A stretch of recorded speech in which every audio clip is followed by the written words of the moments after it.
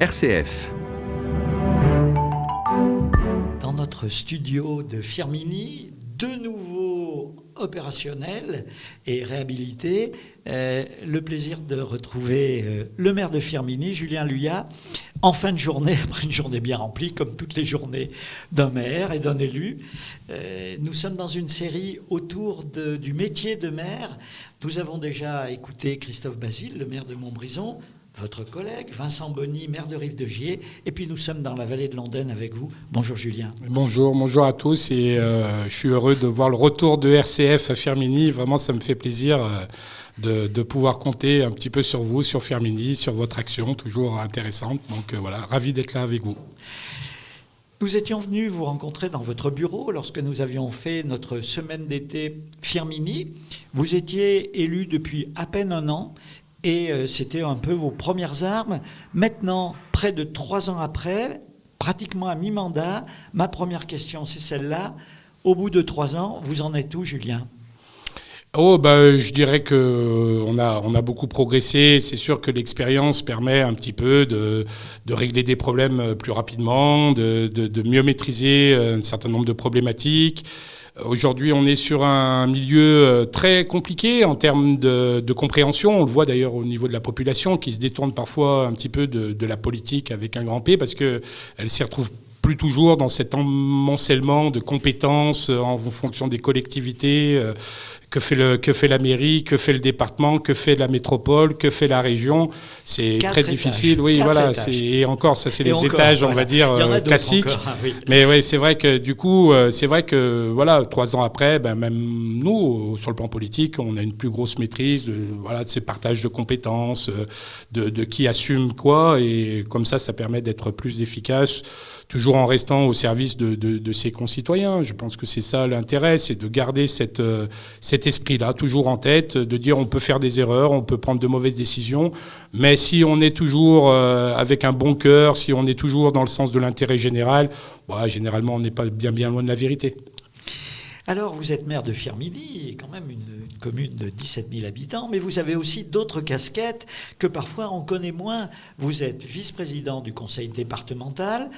On peut peut-être évoquer vos responsabilités, puisqu'en gros, on sait comment fonctionne l'exécutif. Eh bien, les vice-présidents, ils ont des dossiers. Et puis vous, les relations humaines, plus de 3000 agents au conseil départemental, c'est du boulot. Oui, c'est aussi du travail. Alors, je dirais que moi, j'aime beaucoup ma délégation au département, donc les ressources humaines. Voilà, je m'occupe un petit peu du personnel de cette collectivité. Et puis, en plus, on avait un enjeu très fort, puisqu'on avait cette fameuse loi qu'on appelle la loi des 1607 heures, qui est une loi vraiment très importante pour les collectivités. Et donc, c'est une loi qui a des aspects RH principalement. Et donc, il a fallu mettre en place cette loi dès le début du mandat. Et c'est une loi qui a été quand même une petite révolution puisqu'elle tendait à faire travailler plus longtemps les agents des collectivités publiques et notamment de la fonction publique territoriale, puisque pour diverses raisons, ils n'étaient pas autant légaux de 35 heures par semaine. Donc, du coup, il a fallu remettre ça en place, issu d'un élément légal voté il y a quelques années.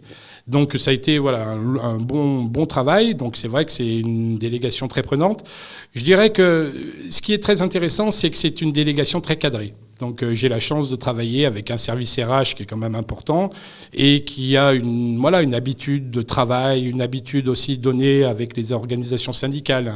Je dirais un dialogue social plutôt apaisé, un respect mutuel, pour plutôt l'intérêt collectif. Intéressant. Et donc, de ce point de vue-là, c'est vrai que le travail est très cadré aussi autour des instances paritaires, le CST qui était avant, le comité technique, le CT et le CHSCT, qui sont des instances de dialogue qui ont été refondues dans le CST aujourd'hui. Et toutes ces instances nous permettent d'avancer sur les thématiques qui sont chères aux agents de la fonction publique et aussi d'être dans l'organisation, dans l'aspect opérationnel. Comment rendre, je dirais, le travail qu'on fait au niveau du département plus efficace et surtout de gagner en lisibilité, que nos agents du département soient clairement identifiés par la population aussi, parce que c'est pas toujours simple de savoir exactement ce que fait le département comme ce que font les autres collectivités. Donc c'est aussi ça, une part importante du travail. On a fait une grosse campagne de communication, par exemple, récemment. On voit les visages, c'est une très belle campagne. Voilà, on voit des visages souriants d'hommes, de femmes, jeunes, un petit peu plus âgés, qui recouvrent l'ensemble des métiers, une bonne partie des métiers parfois ignorés de la population. Oui, c'est ça, c'était de faire voir tout l'intérêt que le département a pour les administrés de la Loire, pour les Ligériens. Et donc cette campagne de communication nous y a beaucoup aidé. Et puis en plus, si vous voulez, je m'occupe, à travers cette délégation ressources humaines, je m'occupe d'une autre thématique qui me tient fortement à cœur, qui est l'égalité homme-femme. Puisque voilà, en tant que responsable des ressources humaines, on doit veiller à ce que cette égalité qu'on s'en rapproche le plus possible. Ouais. Et effectivement, cette campagne de communication nous a donné aussi à voir pour casser ces codes un peu patriarcal parfois.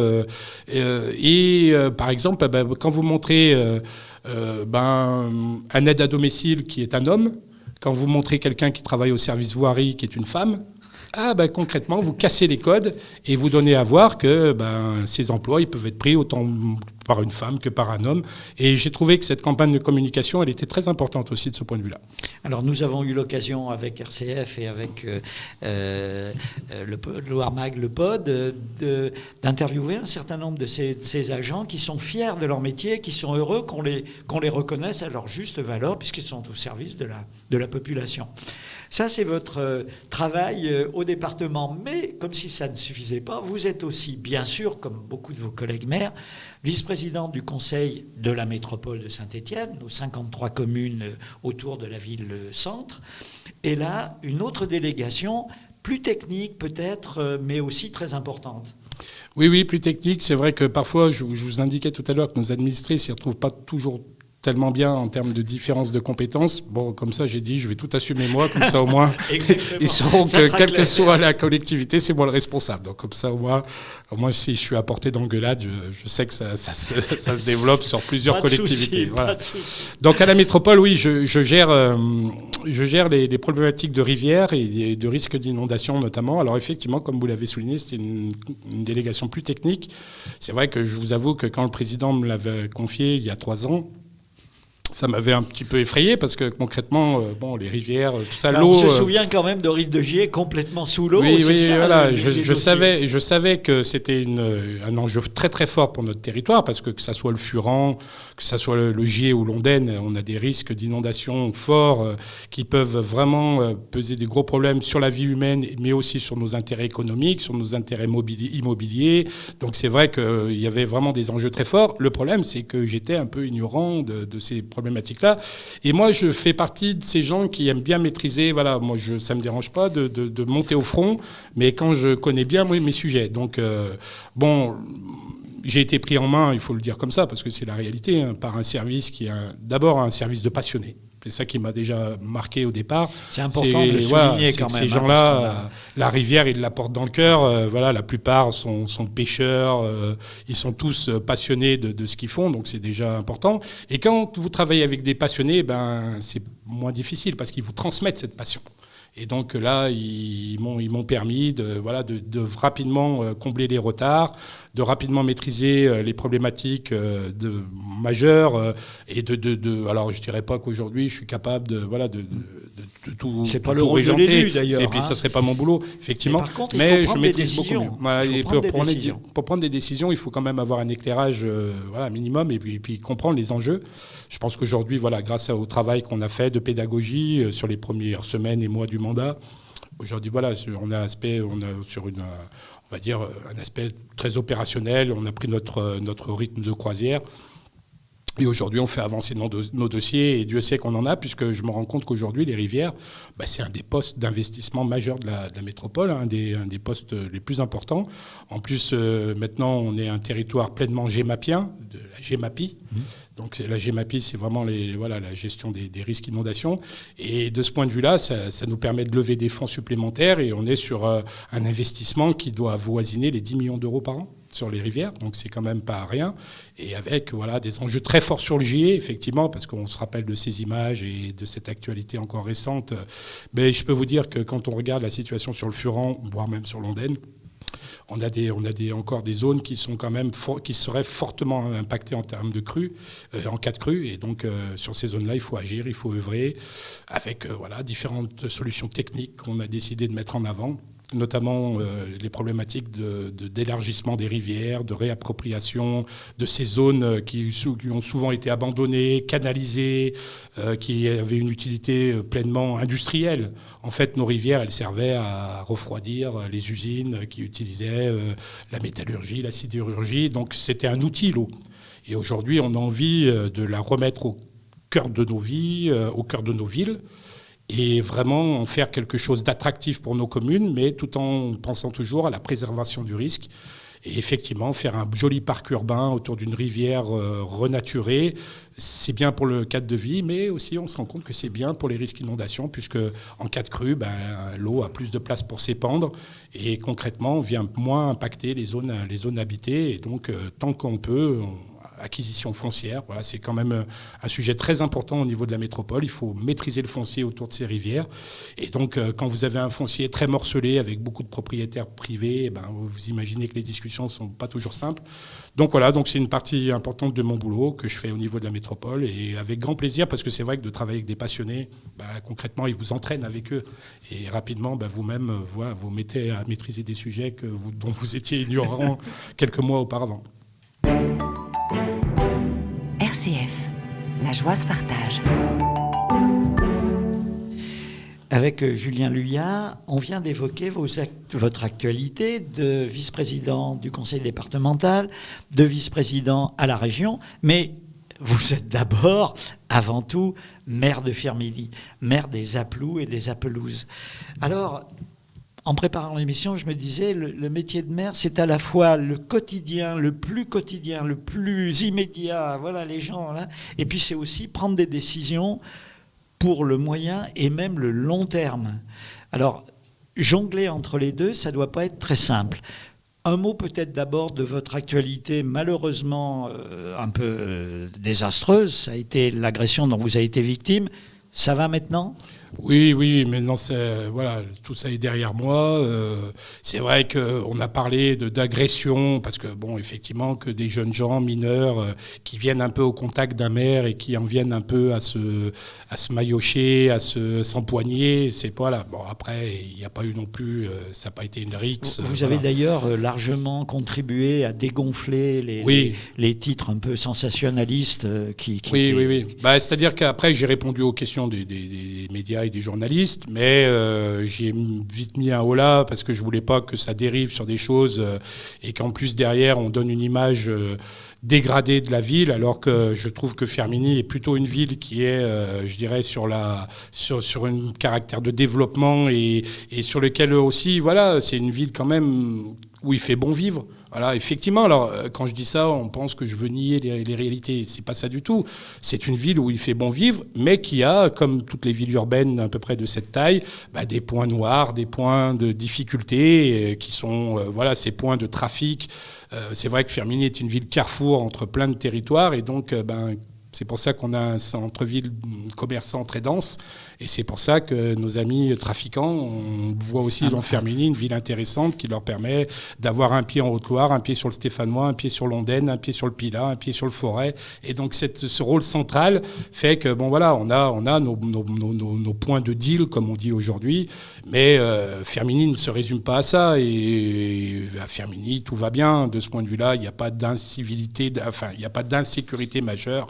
On souffre des petites incivilités qui sont souvent attraits à ces points de deal. Mais en dehors de ça, donc c'est pour ça que, vous voyez, j'ai eu ce problème. Je suis intervenu parce qu'il y avait quelque chose qui me plaisait pas sur un de ces points de deal. Il y a eu empoignade, il y a eu explication virile.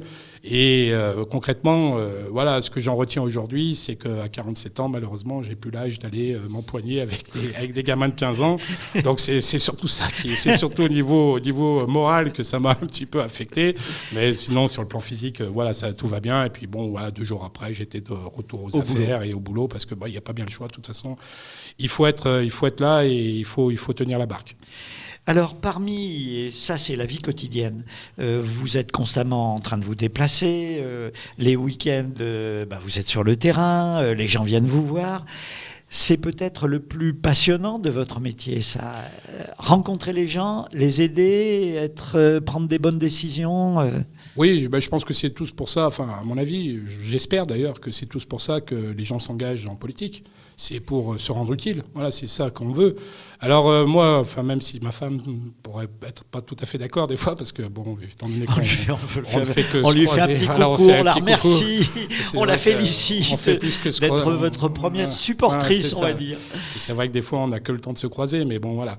Mais d'un autre côté, c'est un engagement total, effectivement. C'est un engagement, je dirais. Alors, tout à l'heure, vous parlez du métier de maire. Moi, je fais attention. Moi, je parle de la fonction de maire, parce que pour moi, maire, c'est pas un métier. Déjà parce que psychologiquement, il faut s'attendre à ce qu'un jour, ça s'arrête.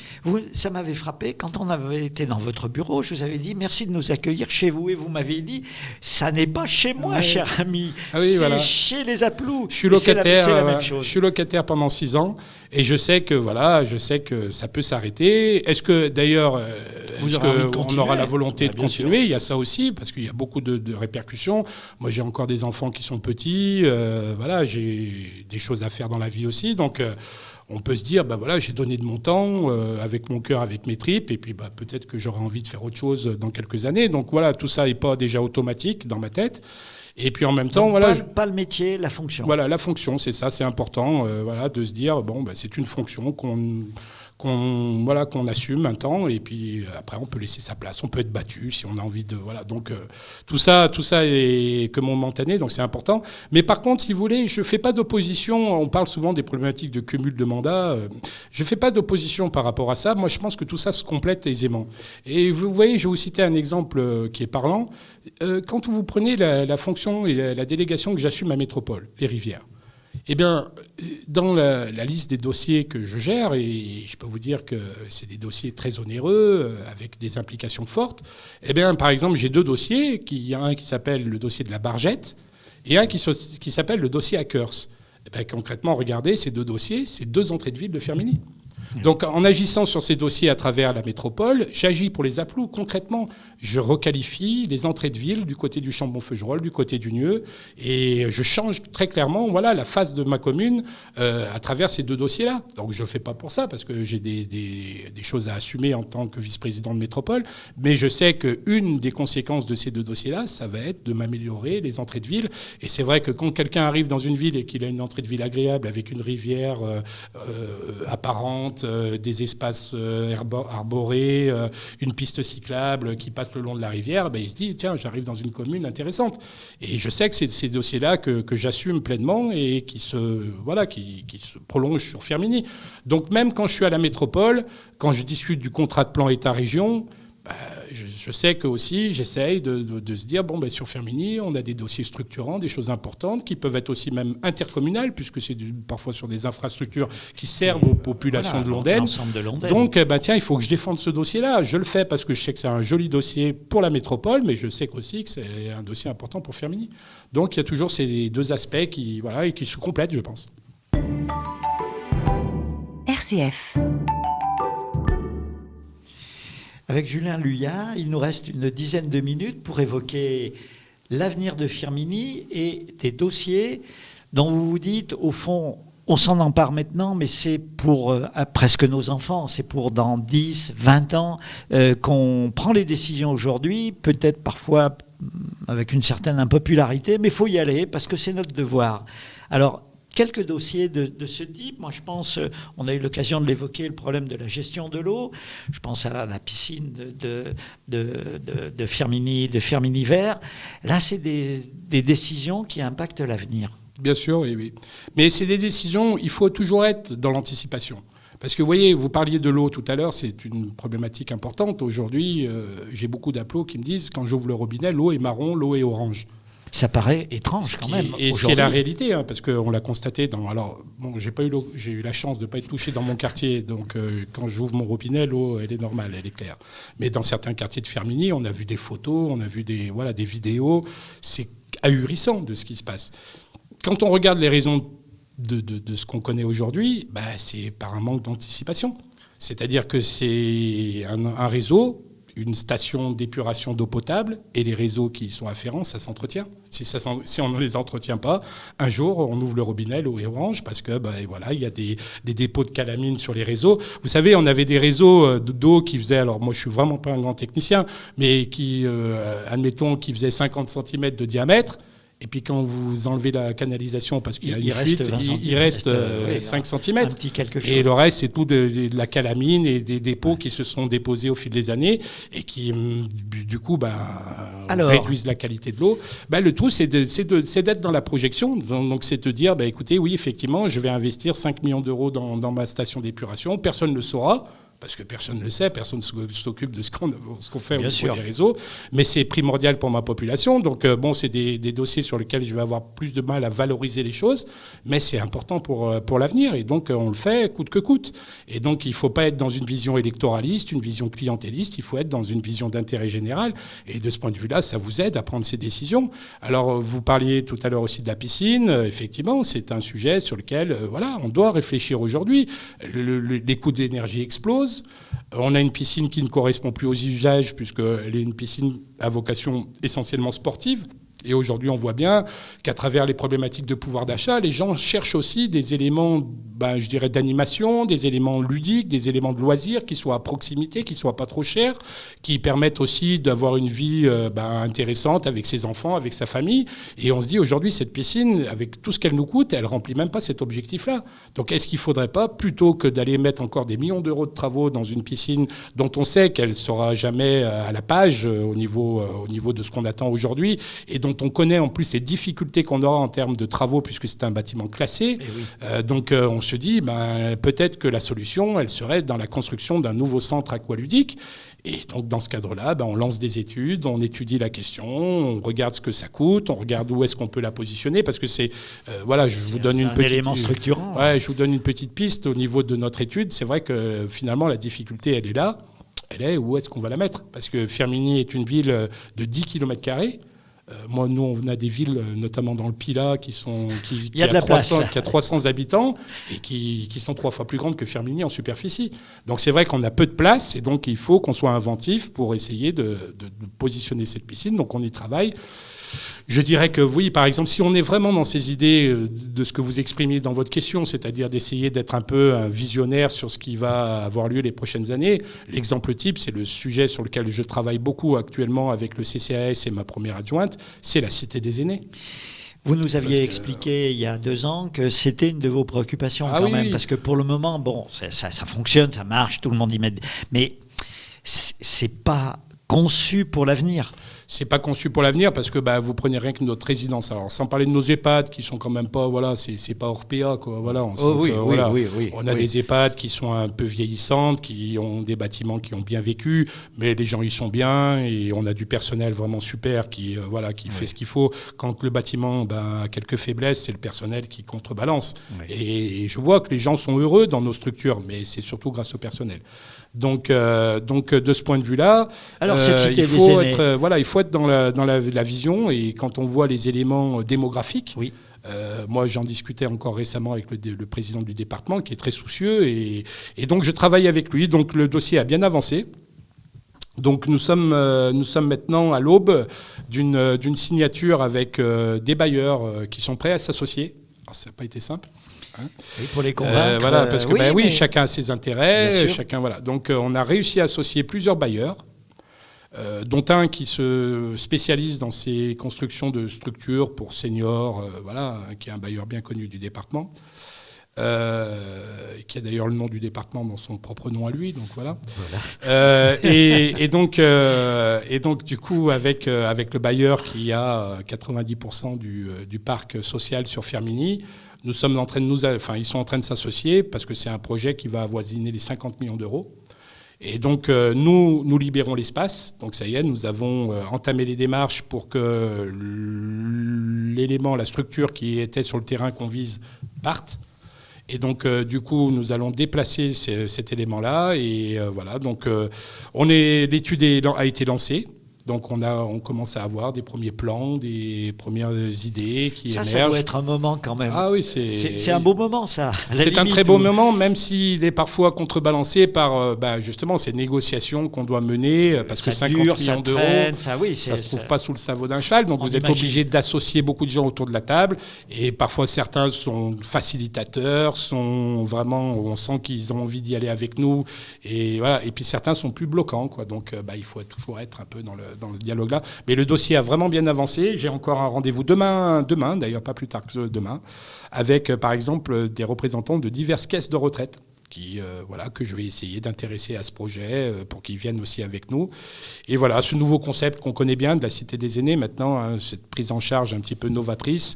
Mais voilà, on n'a pas le choix. Quand je vois que notre résidence senior, elle est dans un bâtiment de 18 étages, donc vous comprenez bien que là, il faut évoluer vers d'autres modes. Et puis voilà, on doit ça à nos aînés et à nos anciens pour qu'ils puissent être pris en charge dans un respect total. Il nous reste 1 minute pour conclure. C'est court 1 minute. C'est court 1 minute. Quand vous avez un bavard au micro. Non, c'est pas un bavard, mais un passionné surtout. Ouais, un passionné. Alors, au bout de ces 3 ans, je reviens à ma question du début. Toujours aussi déterminé, enthousiaste, résolu, avec de la bouteille en plus, et puis le temps qui a passé. Toujours aussi déterminé. Si je peux me permettre, quelques petits cheveux blancs. Quelques petits cheveux blancs en plus. Il y a de quoi s'en faire, des cheveux blancs. Oui, il y a de quoi s'en faire, ça je ne vous le cache pas. Toujours aussi déterminé, toujours aussi, avec cette envie de mener à bien un projet, de faire avancer les choses, de développer sa commune. Ça, c'est vraiment quelque chose que j'avais en moi, même avant d'être maire. Voilà, c'est vraiment quelque chose dans lequel j'ai toujours aimé m'investir. Alors, je ne vous cache pas, parce qu'il faut toujours être dans un discours de sincérité, je ne vous cache pas que par contre, il y a des éléments qui nuisent un petit peu à cette motivation. J'en vois 2. Je vois déjà ce rapport au travail qui a changé. Donc parce qu'un maire, il prend des décisions, mais il faut derrière que ça suive.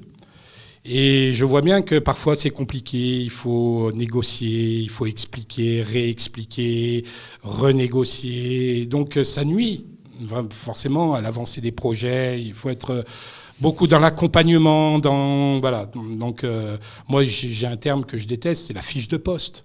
Oui, on a parfois des gens, que ce soit dans les collectivités ou ailleurs, dans les entreprises et autres, qui sont trop fixés à travers ce qui est marqué sur un bout de papier. Et puis mais vous me demandez quelque chose qui n'est pas dans ma fiche de poste.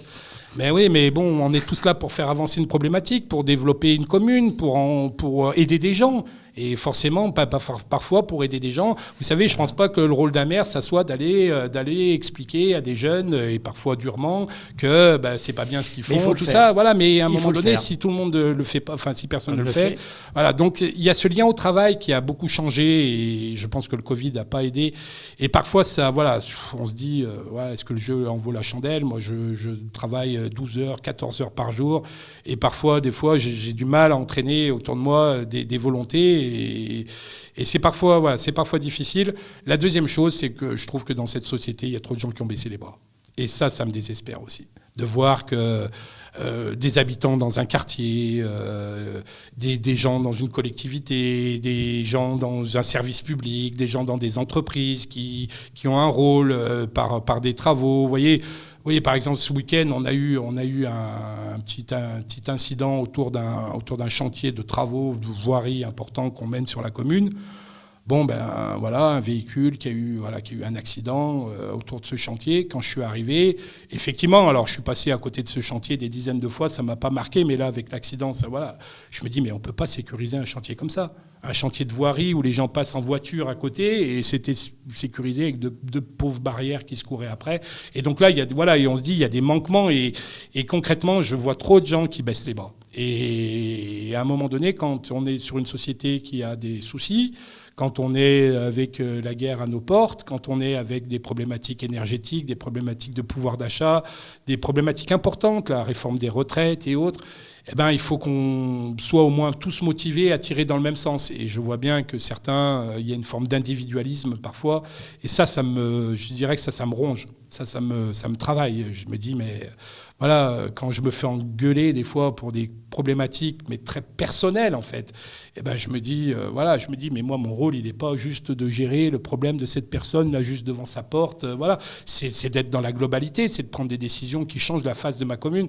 Et je vois trop d'individualisme, de gens qui baissent les bras, qui sont plus qu'intéressés que de ce qui se passe devant chez eux ou sur leur cas personnel, et ça me désespère quelque part. Regardez, on a tellement d'associations qui ne trouvent plus de bénévoles. Aujourd'hui, moi, j'ai toutes les associations de la ville qui souffrent d'un manque de bénévolat. En plus, ça crée ce problème que, du coup, c'est la ville qui doit pallier souvent, financièrement, qui doit mettre en place.